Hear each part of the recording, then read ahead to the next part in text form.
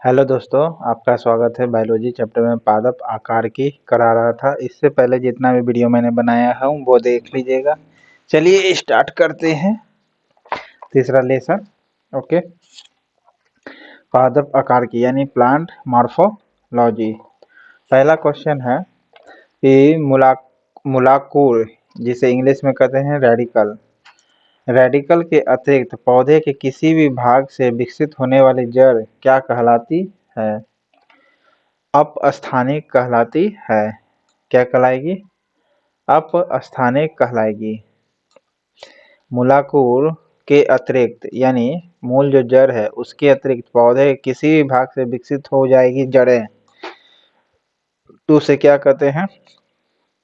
अपस्थानिक। ठीक है, तो अप माने ऊपर के स्थान, जड़ के स्थान पर और कहीं से विकसित हो जाए तो जड़ नीचे होता है, अप माने ऊपर की ओर हो। ठीक है, तो इस प्रकार याद रख सकते हैं अपस्थानिक। ओके, नेक्स्ट है मूलाकुर से विकसित होने वाली जड़ें कहलाती क्या है? मूलाकुर से जो विकसित होगी जड़ें उसे क्या कहते हैं? मूसला जड़ कहते हैं। और मूलाकुर से अलग जो विकसित होगे अपस्थानिक कहलाती है।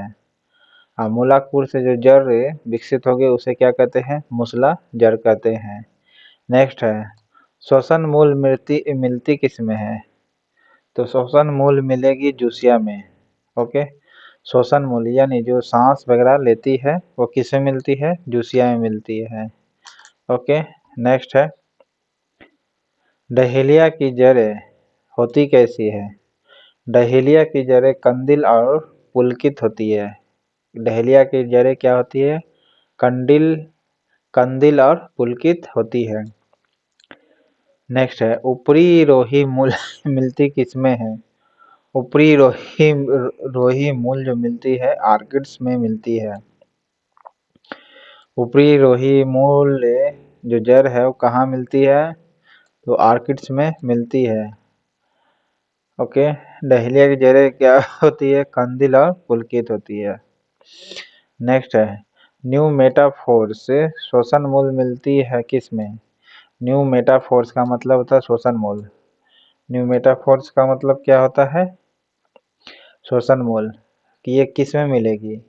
तो ये मैंग्रोव पादपों में मिलती है न्यू मेटाफोर्स। ओके, जो श्वसन करने के लिए जमीन से बाहर की ओर आ जाती है।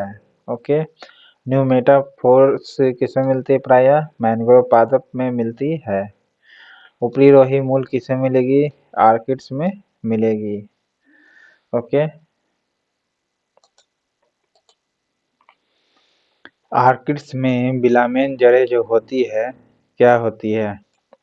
आर्किड्स में जो बिलामेन जड़ें जो होती है यह नमी को अवशोषित करने के लिए होती है।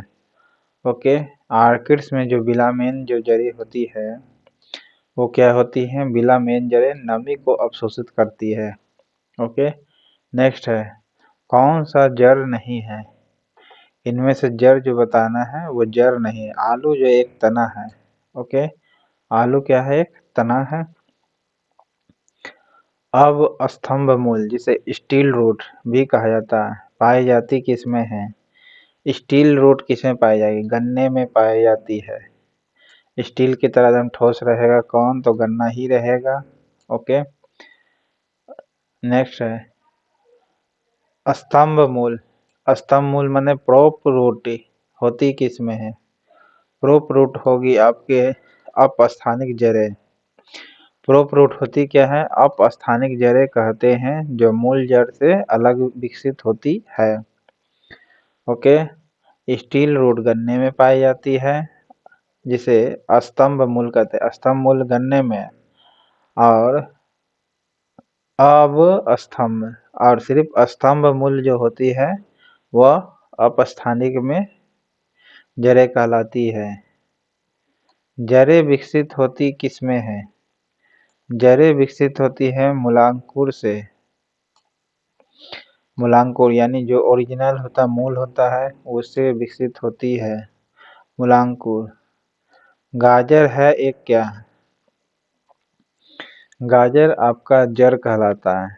गाजर क्या है आपका? जड़ होती है। गाजर एक क्या है? जड़ है। जड़ के किस भाग में सर्वाधिक वृद्धि होती है? जड़ के किस भाग में सर्वाधिक वृद्धि होती है? तो मूल शीर्ष के ठीक पीछे, ये मूल शीर्ष रहेगा, ठीक इसके पीछे विकसित होगी ये वाला। ओके, ये जड़ सर्वाधिक विकसित होती है, यानी मूल शीर्ष के ठीक पीछे वाला जो होता है वो ज्यादा विकसित होती है। चलिए नेक्स्ट है, बरगद के पेड़ तने से लटकने वाली मोटी जड़ें क्या कहलाती है? तो स्तंभ मूल कहलाती है। बरगद के पेड़ से तने से लटकने वाली जो मोटी जड़ें होती है वो क्या कहला जाएगी? स्तंभ मूल कहलाती है। ओके, प्रॉप रूट भी कहते हैं। नेक्स्ट है, निम्न जोड़ों में से कौन गलत है ये बताना है। तो गलत देखिए, तर्क रूपी जड़ जो होती है मूली की होती है। तर्कु रूपी जो जड़ होती है किसकी होती है? मूली की होती है। श्वसन मूल किसका होता है? मैंग्रोव पौधा का। और कुंभी रूपी जड़ जो होगी शलजम में होगी। कुंभी रूपी जो जल होगी, जड़ जो होगी वो किसमें होगी? शलजम में होगी। तो आपका गलत आंसर ये है। ओके, श्वसन मूल जिसे न्यूमेटाफोर्स भी कहते हैं पाई जाती किसमें है? श्वसन मूल जो होती है किसमें पाई जाती है? राइजोफोरा में। श्वसन मूल किसमें पाई जाती है? राइजोफोरा में पाई जाती है। ओके, न्यूमेटाफोर्स जो होती है किसमें पाई जाती है? राइजोफोरा में। नेक्स्ट है, पान की लता में बनने वाली जो जड़ होती है वो कौन सी होती है? पान की लता में बनने वाली जो जड़ होती है आरोही जड़ होती है। आरोही जड़ किसमें होती है? पान की लता में बनने वाली जड़। नेक्स्ट है, आलू का खाने योग्य भाग कौन सा है? आलू का खाने योग्य वाला जो भाग है तना खाते हैं। ओके, पर्ण का स्तंभ किसका रूपांतरण है? पर्ण का स्तंभ जो है एक तना का है। फाइलोक्लेड किसका एक रूपांतरण है? तना का। ओके, पर्ण का स्तंभ को इंग्लिश में फाइलोक्लेड कहते हैं। इस किसका रूपांतरण है? तना का है। फाइलोक्लेड किसका रूपांतरण है? तो तना का है। और तना कौन है? आलू है। नागफनी में प्रकाश संश्लेषी कार्य करता है कौन? तो स्तंभ इसका करेगा। कौन करेगा? स्तंभ, क्योंकि नागफनी पत्ता तो होता नहीं है, स्तंभ ही करता है। पर्णकाय जो स्तंभ होती है यही करेगी प्रकाश संश्लेषण नागफनी में। नेक्स्ट है, निम्नलिखित में से कौन एक तना है? तना आपका कौन सा है? आलू है। ओके, आलू जो है आपका तना है। और फाइलोक्लेड स्तंभ का एक रूपांतरण है, तो फाइलोक्लेड किसका रूपांतरण है? तना का। ओके, नेक्स्ट है, पत्ता गोभी खाद्य पदार्थ का संग्रह कहाँ करता है? तो पत्तियों में करता है। ओके, पत्तियों में करता है। आलू भूमिगत रूपांतरित तना होता है जिसे कहा जाता है क्या? आलू को कहेंगे कंद। आलू को क्या कहेंगे? कंद कहते हैं, प्रकंद नहीं, कंद कहेंगे। आलू भूमिगत रूपांतरित तना है। क्या तने का रूपांतरण नहीं है? तने का जो रूपांतरण कौन सा नहीं है? शकरकंद का कंद जो है ये तने का रूपांतरण नहीं है। ओके, तने का रूपांतरण नहीं है। क्या तने का रूपांतरण नहीं है? शकरकंद का कंद तने का रूपांतरण नहीं है। बाकी प्याज तो तना है ही, तना का वाल्व, अरबी का घनकंद, आलू का कंद, ये सभी तना का रूपांतरण है, मतलब सब तना का ही भाग है। अरबी का मतलब है अरुई, अरुई भी एक रूपांतरण ये है, तना है। शकरकंद तना नहीं है, याद रखिएगा। कौन सा तना है, इनमें से तना बताना है। अदरक जो है आपका तना होता है, अदरक जो होगी आपका तना होती है। अदरक क्या है, एक तना है। प्याज का खाने वाला भाग क्या है, प्याज का खाने वाला भाग तना है। ओके, नेक्स्ट है,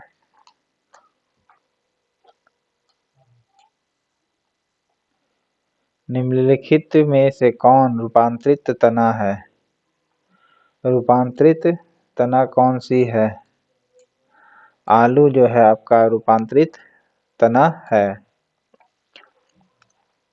आलू क्या है, रूपांतरित तना है, मतलब तना का एक रूप है। ओके,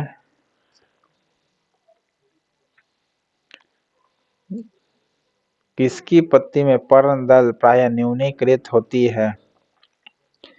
तो सूक्ष्मविद में जो होगी यह पर्ण दल प्राय क्या होता है, न्यूनीकृत होती है।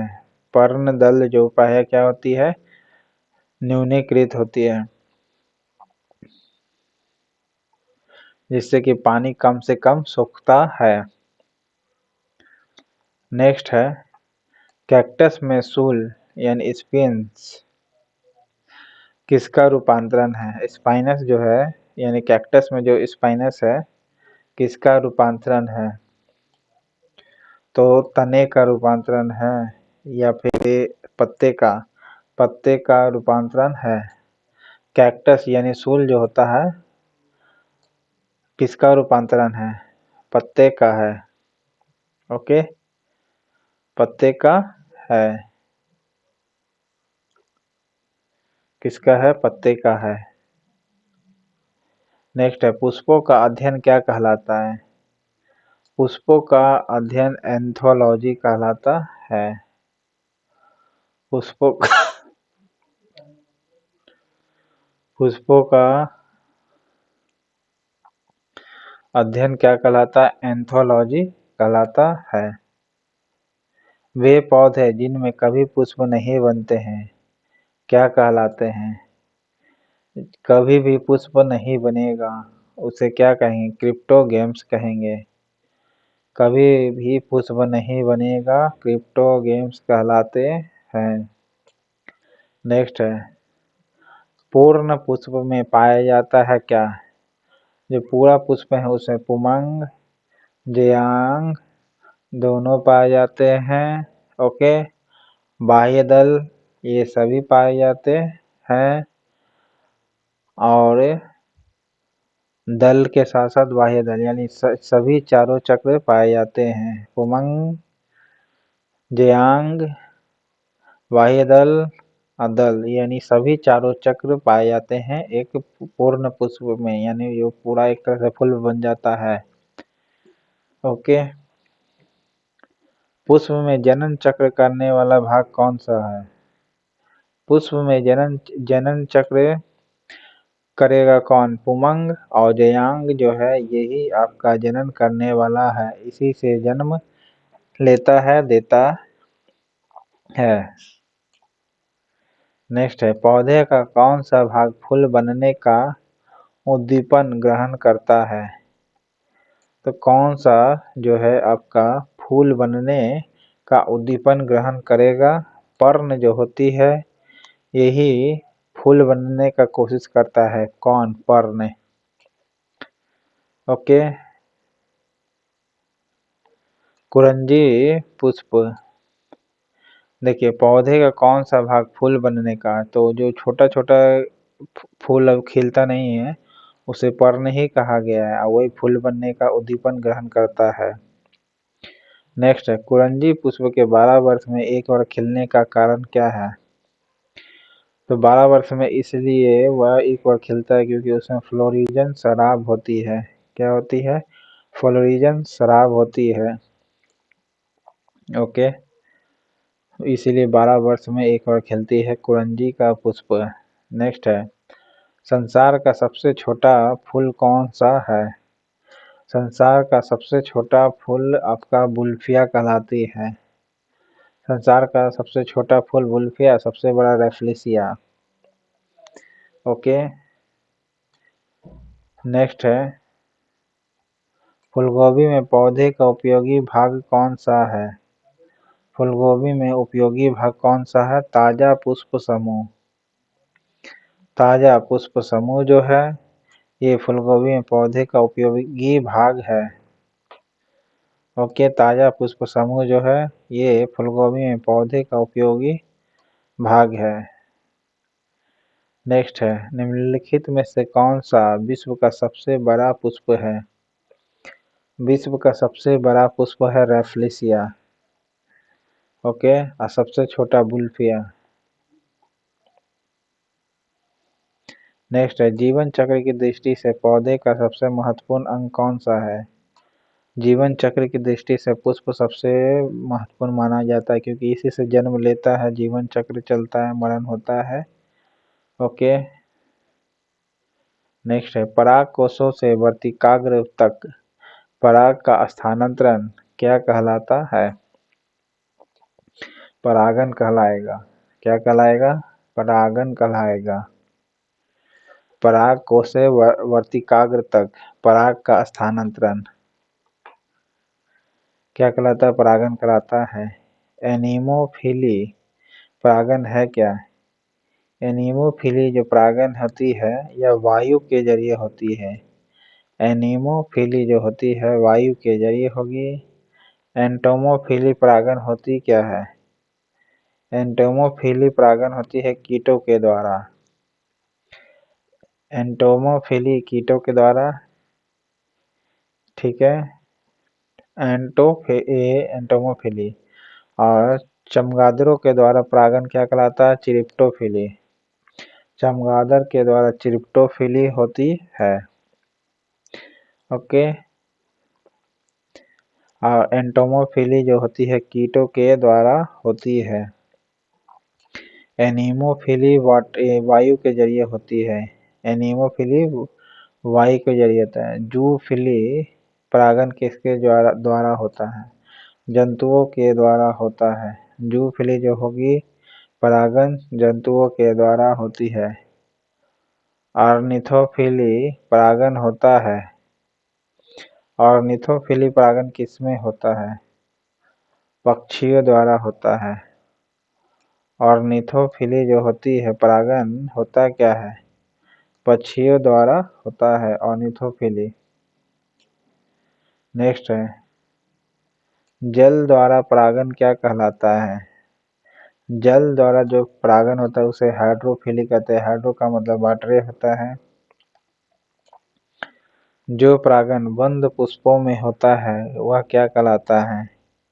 जो परागन बंद पुष्पों में होगा वह क्लिस्टोगैमी कहलाती है। क्लिस्टोगैमी कहलाएगी। ओके, बंद कमरा में यानी बंद पुष्प में हो गए वो क्लिस्टोगैमी कहलाएगा। पर परागन लाभदायक होता है क्यों? इससे क्या होते हैं? अच्छी संतानें पैदा होती है। पर परागन का मतलब है अलग अलग प्रजाति जाति, ठीक है। अगर पर परागन करती है तो इससे उससे होने वाला जो संतान होगा अच्छा बनेगा। ओके, अच्छा संतान होती है।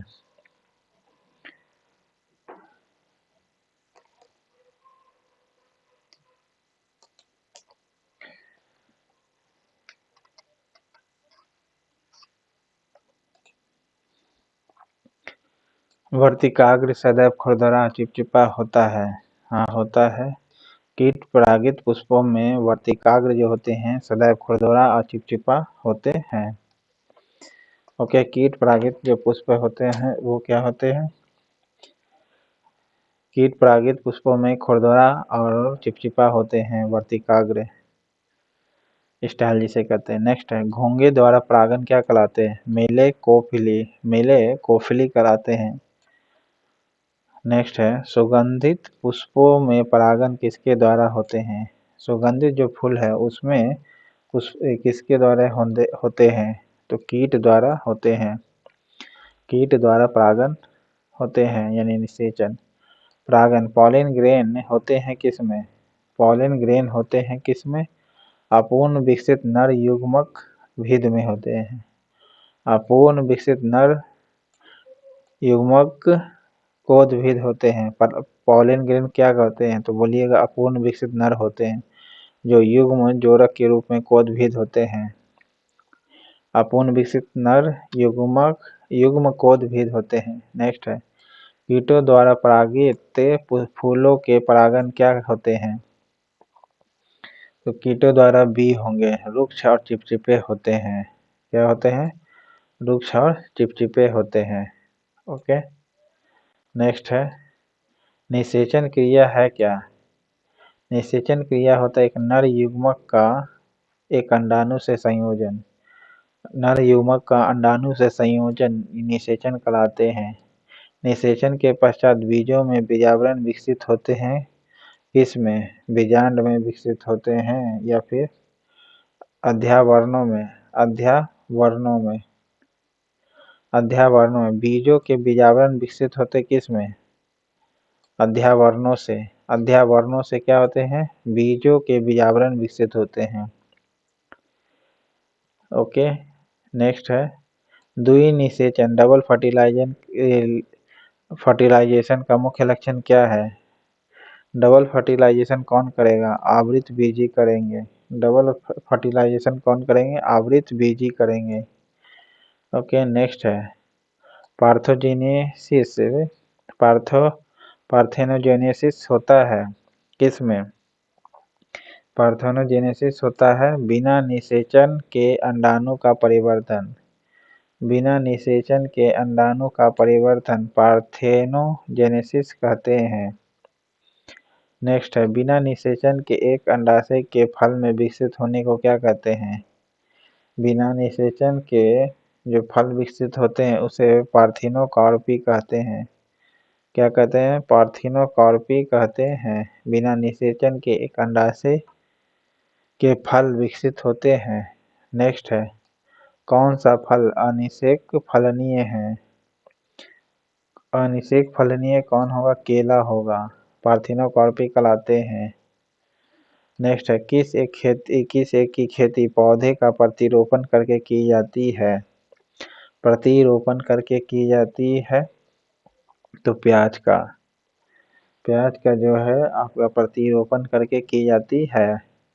सत्य फल ट्रू फ्रूट जो होते हैं किसमें परिवर्तित होते हैं? ट्रू फ्रूट जब भी विकसित होंगे ए में अंडाशय में विकसित होते हैं। ट्रू फ्रूट होंगे किसमें विकसित? अंडाशय में। ओके, नेक्स्ट है, आभासी फल का उदाहरण इनमें से कौन सा? सेब जो है आभासी फल है। सेब आभासी फल है। नेक्स्ट है, नारियल और आम के फल होते हैं क्या है? नारियल आम के फल ड्रूप होते हैं। नारियल आम के फल क्या होते हैं? ड्रूप होते हैं। पके हुए आम को खाने योग्य आकारिकीय भाग होती है किसकी? पके हुए आम का खाने वाला योग्य भाग होती है मध्य फलवृत्ति जो होती है पके हुए आम का खाने योग्य आकारिकीय भाग होती है। नेक्स्ट है, नारियल का खाने वाला योग्य भाग होता है क्या? नारियल का खाने वाला योग्य भाग होती है भ्रूणपोष। लीची का फल खाने वाला योग्य भाग होती है एरिल। लीची का कौन सा फल खाते हैं? एरिल। लीची एरिल। ओके, नेक्स्ट है,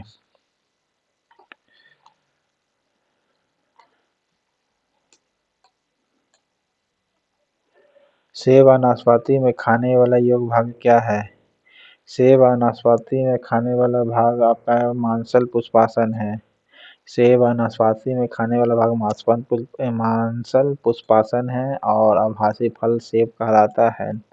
फलों का वह प्रकार जिसमें लीची को रखा जा सकता है, किस में रखा सकते हैं? लीची को नट में रखा जा सकता है, नट में रख सकते हैं लीची को। नेक्स्ट है बीज रहित फल भी प्राप्त किया जा सकता है किससे? हार्मोन के व्यवहार के द्वारा बीज रहित फल प्राप्त कर सकते हैं, हार्मोन बदलना पड़ेगा। ओके, नेक्स्ट है अनानास यानी पाइनएप्पल किस प्रकार का फल है? पाइनएप्पल जो है साइकोनस प्रकार का फल है। पाइनएप्पल कैसा प्रकार का फल है? साइकोनस प्रकार का फल है जो पुर्तगाल से आया था, याद रखिएगा। कौन सा युग्म सुमेलित है? तंबाकू भी पुर्तगाली ही से आया था। नेक्स्ट है कौन सा युग्म सुमेलित है ये बताना। केला और बेरी सेम प्रजाति का, केला और बेरी। ओके, पार्थिनोकार्पी कहलाती है।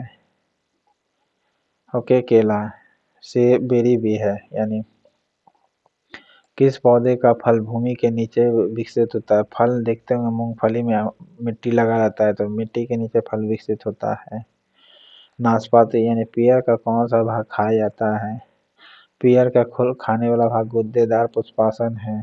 क्या है? गुद्देदार पुष्पासन नाशपाती का खाते हैं। ओके, किस पौधे में बीज होता है लेकिन फल नहीं हो सकता है? साइकस में देखिए बीज तो होगा लेकिन फल नहीं होता है। ओके, साइकस में बीज तो होंगे लेकिन फल नहीं होंगे। नेक्स्ट है बीज यानी सीड विकसित होते हैं किससे? सीड विकसित होते हैं बीजांड से। सीड जो होते हैं बीजांड से विकसित होते हैं। नेक्स्ट है भोर्ण किसमें मिलता है? भोर्ण आपका मिलेगा बीज में मिलेगा। भोर्ण किसमें मिलेगा आपको? बीज में मिलेगा। अब बीज में ही भोर्ण मिलता है। ठीक है, नेक्स्ट है आर्किड के बीज होते कैसे हैं? आर्किड के जो बीज होते हैं वह हल्के व सूखा होते हैं, हल्के व सूक्ष्म होते हैं। सामान्यतः अंकुरण के लिए किसकी आवश्यकता नहीं होती है? अंकुरण के लिए किसकी आवश्यकता नहीं होती है? प्रकाश का। अंकुरण के लिए प्रकाश का जरूरत नहीं होता है। सजीव प्राजक को इंग्लिश में क्या कहते हैं? विविपोरस। सजीव प्राजक को क्या इंग्लिश में कहते हैं? विविपोरस कहते हैं। अंकुरण किसमें पाया जाता है? यानी विविपोरस अंकुरण किसमें पाया जाता है ये बताना है। राइजोफोरा में। राइजोफोरा में विविपोरस अंकुरण पाया जाता है। नेक्स्ट है अधोमुखी अंकुरण का इंग्लिश क्या होता है? Hypogeal germination. ओके, अंकुरण का जर्मिनेशन होता है इंग्लिश, और अधोमुखी भूमि का हाइपोजियल। अधोभूमिक जर्मिनेशन किसमें होता है? मक्का में होता है।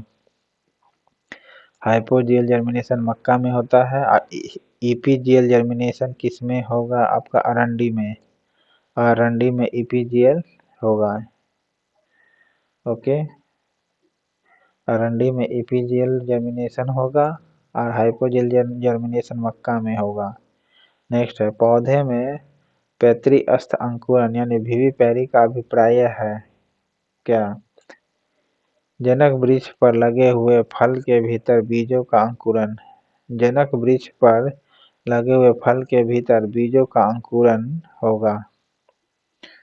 ओके, पौधे में पितृअस्थ अंकुरण यानी विविपैरी का मतलब क्या है? जनक वृक्ष पर लगे हुए फल के भीतर बीज ही अंकुरण करने लगेगा लगले में ही। नेक्स्ट है घटपर्णी जिसका इंग्लिश में कहते हैं पिजर प्लांट निम्नलिखित में से कौन सा एक घट के रूप में विकसित होता है? तो पत्ता जो होता है ये घट के रूप में विकसित होता है। नेक्स्ट है कौन सा कीटहारी पादप है? कीटहारी पादप होगा, आपको बताना है। घटपर्णी होगा कीटहारी पादप। ओके, नेक्स्ट है संसार में सबसे तेज बढ़ने वाला पौधा कौन सा है? बांस जो है ये सबसे तेज बढ़ने वाला पौधा है। आपका बांस जो होगा सबसे तेज बढ़ता है।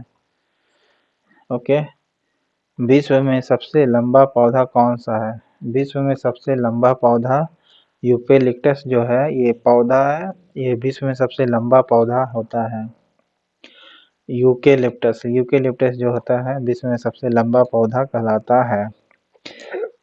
ओके। किस चीज को अधिक खाने से ही केवल पृथ्वी की अधिक जनसंख्या का भरण पोषण हो सकता है? तो पेड़ पौधा खाना पड़ेगा जिससे कि भरण पोषण हो सके, यानी वनस्पति उत्पाद करेंगे। ठीक है, वनस्पति उत्पाद खाना पड़ेगा जिससे कि बैलेंस हो सके, इतना बाकी सब तो घट सकता है। तना यानी स्तंभ होते हैं क्या? तना जो होते हैं धनात्मक होते हैं और प्रकाशनुवर्ती होते हैं। जिधर प्रकाश मिलेगा उधर ही वो विकसित होंगे। धनात्मक